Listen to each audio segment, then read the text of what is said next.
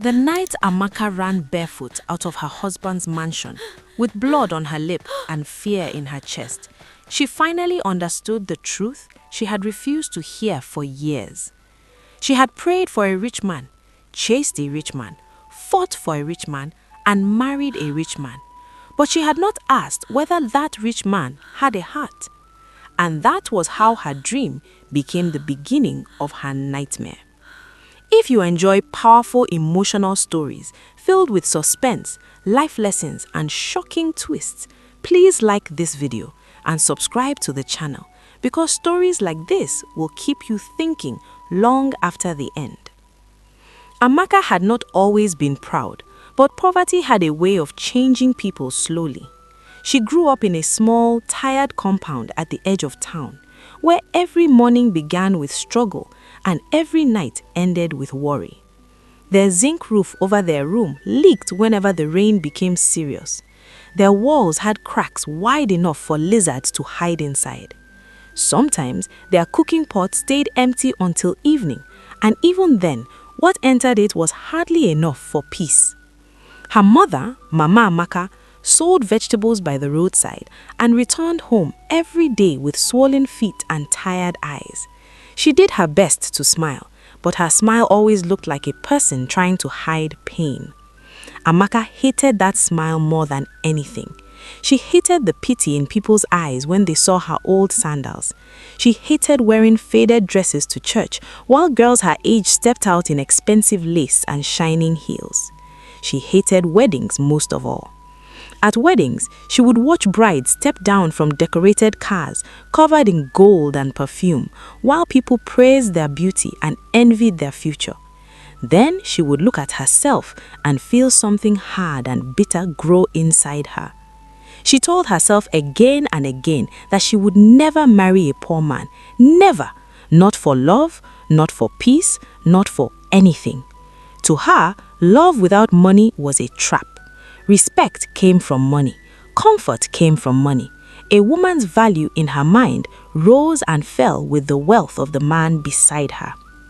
At first, it was only a private thought. Later, it became an obsession. Her closest friend, Chioma, tried to correct her many times. Chioma would laugh and say, "Money is good, yes, but character is better." And Amaka would roll her eyes with irritation. Character had never paid school fees in their house. Character had never bought her mother medicine. Character had never stopped people from mocking them. So what exactly was character doing, if not keeping people in suffering? That was how Amaka saw life, and nobody could tell her otherwise. There was a young man in their area named Amaka who loved Amaka quietly for a long time. He was not rich, but he was serious with life. He repaired generators and electrical appliances in a small shop near the junction. His hands were rough from work, but his words were gentle. He respected Amaka's mother, greeted elders properly, and never spoke carelessly. Whenever Amaka passed, his face brightened in a simple, honest way. Everybody could see he cared for her deeply. One evening, after closing his shop, Emeka walked with Amaka for part of the road and finally gathered the courage to speak. He told her he had loved her for a long time and wanted to build a future with her. He said he was not yet rich, but he was hardworking, focused, and ready to grow. He promised her peace, loyalty, and a home built on honesty. Amaka listened with a blank face that slowly turned into mockery. Then she laughed. Not a shy laugh, not an embarrassed laugh, a cruel laugh. She asked him whether peace could pay for imported wigs. She asked him whether loyalty could buy a car. She asked him whether honesty could take her out of the leaking room where she had suffered all her life. Emeka stood there in silence, wounded but calm. He did not insult her back. He only nodded slowly and said that one day she would understand what truly matters in a man. Amaka told him to save his speech for another poor girl. Then she walked away without looking back. When she got home and told her mother, Mama Amaka shook her head with sadness. She said Emeka was a good man and that good men were not easy to find. Amaka became angry at once. She asked her mother whether she wanted her to continue the family tradition of suffering. She said she was tired of managing, tired of enduring, tired of using patience to decorate hunger. Mama Amaka looked at her daughter for a long moment before speaking softly. She said, "My daughter, do not let poverty push you into fire." But Amaka had stopped hearing wisdom a long time ago. A few months later, the man who seemed to answer all her prayers entered her life like a shining miracle. His name was Kelvin. He arrived one Sunday in a black SUV that made heads turn before the engine went off. His clothes were neat, his wristwatch glittered like something from a rich man's dream, and his shoes looked like they had never touched dust before. He walked with calm confidence, greeted people with easy charm, and smiled like a man who knew the effect he had on others. The first time Amaka saw him, her heart did not beat with love, it beat with ambition.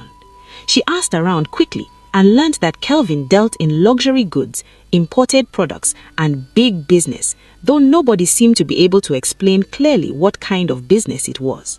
That alone should have worried her. Instead, it excited her. Kelvin noticed her too. He began greeting her after church. Then he offered to drive her home. Then he sent her airtime. Then flowers. Then perfume. Then money. Real money, not the kind people send with apologies. The kind that makes a struggling girl sit down and stare at her phone in disbelief. Amaka felt like she had finally been chosen by destiny. Chioma warned her to be careful because Kelvin's story was too smooth and too shiny. But Amaka fed poor people always suspect what they cannot reach. That was how she defended him. Kelvin took her to places she had only seen in pictures. Bright restaurants, private lounges, hotels with soft beds and cold air that made her feel like she had entered another world. He bought her expensive dresses and told her she was too beautiful to live an ordinary life. He said she was born for luxury. He said she deserved better than the dusty streets and broken rooms she came from. Those words entered her heart like sweet poison. He was not just feeding her hunger for comfort, he was feeding her pride.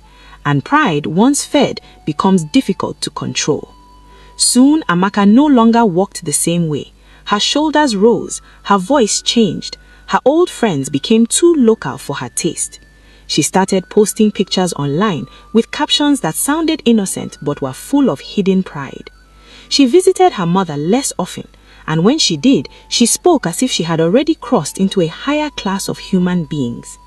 Mama Amaka watched all of this quietly with growing fear. One evening, Amaka asked whether Kelvin had visited any elder in the family or spoken seriously about marriage. Amaka said rich men don't move like poor men. They move when they are ready. Her mother asked again what exactly Kelvin did for a living. Amaka became defensive at once. She said successful men do not explain themselves to everybody. Mama Amaka fell silent, but her spirit was restless. There were signs, little signs, small warnings hidden inside beautiful moments. At restaurants, Kelvin spoke rudely to waiters for tiny mistakes. When drivers annoyed him on the road, his face changed so quickly that Amaka frightened him sometimes. He hated being questioned. He hated hearing the word why. He once grabbed Amaka's wrist too hard because she answered a phone call from Amaka, who only wanted to ask after her mother's health. Kelvin's smile disappeared that day, and his eyes became dark and sharp.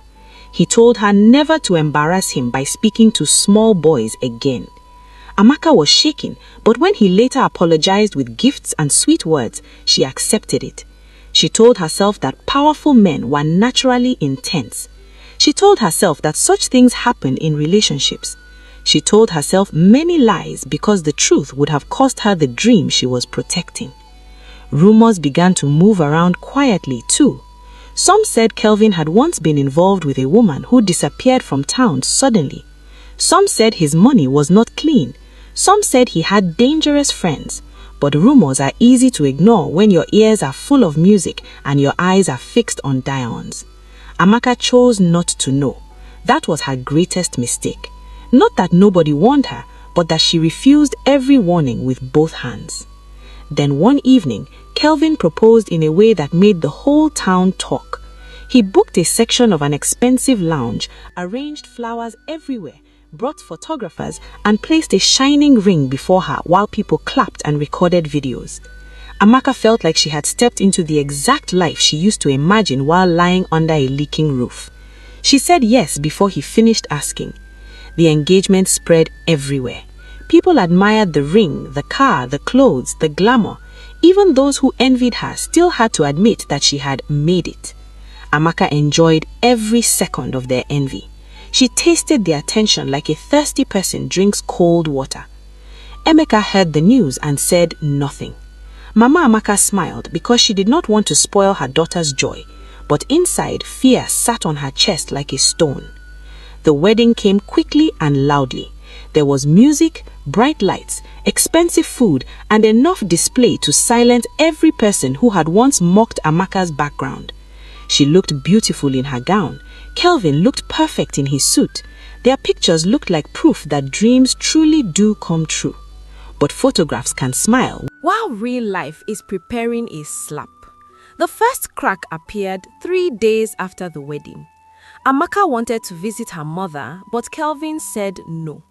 He said a married woman must stop moving anyhow. Amaka laughed, thinking he was joking, but he did not laugh back. His voice was cold, his face was hard. He said she would go where he allowed her to go and speak to whom he allowed her to speak to. Amaka froze. This was not the sweet man who had knelt with a ring and promised her heaven.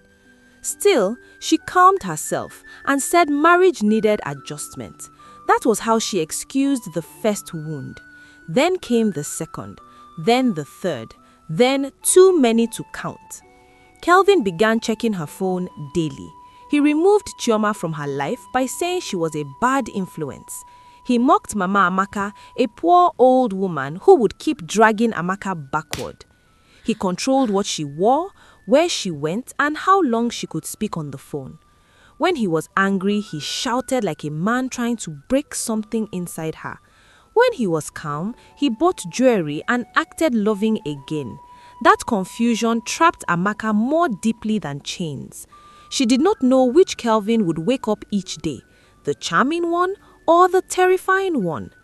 Then one night, while Kelvin was in the shower, his second phone rang repeatedly on the bed. Amaka stared at it for a long time. She knew she should not touch it, but something inside her had grown tired of fear. She picked it up. The messages on that phone drained the blood from her face. There were coded chats, threats, large transfers, pictures she did not understand at first. Then one voice note played by mistake, and the truth rose like smoke from hidden fire. Kelvin was involved in dirty deals far worse than gossip had suggested. He worked with dangerous men. Money moved through fear, violence, and secrets. There were also messages from women, not one, not two, many. Some begging him, some threatening him, some calling him a liar and a destroyer of lives. Amaka's hands shook so badly she almost dropped the phone. The bathroom door opened suddenly. Kelvin stepped out and saw the phone in her hand. What happened next changed everything. He crossed the room in seconds and slapped the phone out of her hand. The sound of it hitting the floor was loud, but not as loud as the silence that followed. Then he looked at her in a way she had never seen before. Not as a wife, not as a partner, but as a witness. And witnesses are dangerous to men with dark secrets. That night, Kelvin did not pretend anymore. He told her plainly that she was his wife and would stay in her place. He said she had already enjoyed his money, won his name, and entered his world. There was no going back. He said if she ever tried to leave or speak carelessly, she would regret it for the rest of her life. Amaka felt the room closing in around her. The mansion that had looked like heaven now felt like a decorated cage. The marble floors felt cold. The expensive curtains looked like walls. The jewelry on her body felt heavy like punishment. From that day, fear became her shadow. She stopped sleeping deeply. She jumped at every sound. She smiled less. She ate little. Her eyes lost their shine. Anytime she saw herself in the mirror, she no longer saw a successful woman. She saw a trapped one. She remembered Emeka's words. She remembered her mother's warning. She remembered all the moments she had laughed at wisdom. Regret entered her heart slowly, then fully. But regret cannot open a locked door by itself. One afternoon, Mama Amaka came unexpectedly to visit. She had not seen her daughter in weeks and could no longer bear the silence. When Amaka opened the door and saw her mother, she almost burst into tears immediately. Mama Amaka needed only one look to know that something was terribly wrong. The makeup could not hide the sadness. The fine clothes could not hide the trembling. A mother sees what the world misses. Kelvin returned home earlier than expected and found them talking in low voices. His mood changed at once. He greeted Mama Amaka with fake politeness, but his anger sat openly in his eyes. After her mother left, he accused Amaka of planning against him. He shouted. He threw a glass against the wall. He called her ungrateful. He said women like her forget quickly where they came from. When she tried to explain, he pushed her so hard that she hit the side of a table. That was the first time his violence landed fully on her body. It was also the moment something inside her broke and awoke at the same time. She realized then that if she stayed, one day she might not live alive. For days, she moved carefully and said little while planning in secret. She hid some cash. She kept a small bag ready. She waited for the right moment while fear sat in her throat day and night. Then the worst night came. Kelvin returned home late, angry and smelling of alcohol. His shirt was stained, his mood was wild, and his eyes looked dangerous. He accused her again of speaking to people about him, even though she had spoken to no one. He paced around the room like a storm looking where to land. Then he grabbed her phone, smashed it, and said nobody would save her if he decided to end everything that night. Amaka felt cold from head to toe. When he moved closer, she clearly saw that this was no longer a quarrel, it was survival. In that terrifying moment, while he turned briefly to answer another call, Amaka ran. She ran out of the room, down the stairs, past the shining tiles, through the back door, out into the night without slippers, dignity, or any of the luxury she once worshipped. She ran like a person fleeing death itself. By the time she reached the road, her feet were bruised and her breath was breaking, but she did not stop. She kept running until she found help from a night bus driver who recognized fear when he saw it. Before dawn, she was back in the same poor compound she had once despised. The same cracked walls, the same narrow room, the same leaking roof. But for the first time in years, that poor place felt safer than a mansion. When Mama Amaka opened the door and saw her daughter standing there broken, dirty and shaking, she did not ask many questions. She simply held her. And Amaka cried like a child who had finally reached home after walking through darkness. The days that followed were hard. Kelvin sent threats first, then messages of apology, then gifts, then more threats. But this time, Amaka did not go back. With help from family elders and a lawyer introduced by Chioma's cousin, she began the painful process of separating herself from him. It was not easy. Men like Kelvin do not release control gently, but truth has a way of opening hidden doors. As investigations deepened around Kelvin's dealings, more victims spoke, more secrets came out, and the image of the perfect rich man began to collapse before the same society that had once admired him.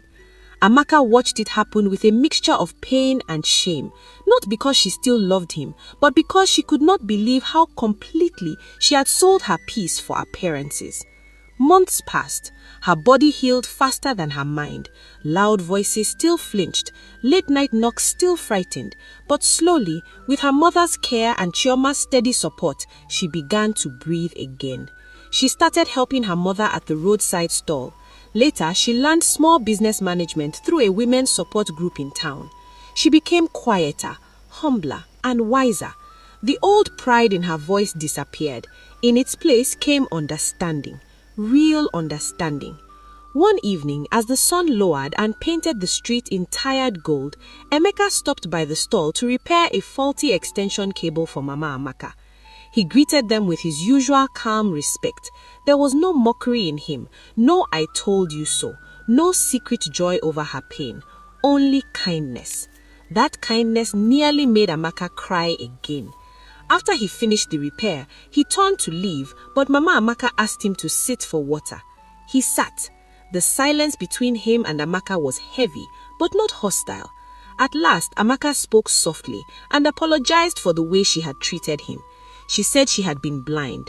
Emeka listened quietly, then said life teaches some lessons gently and others through fire.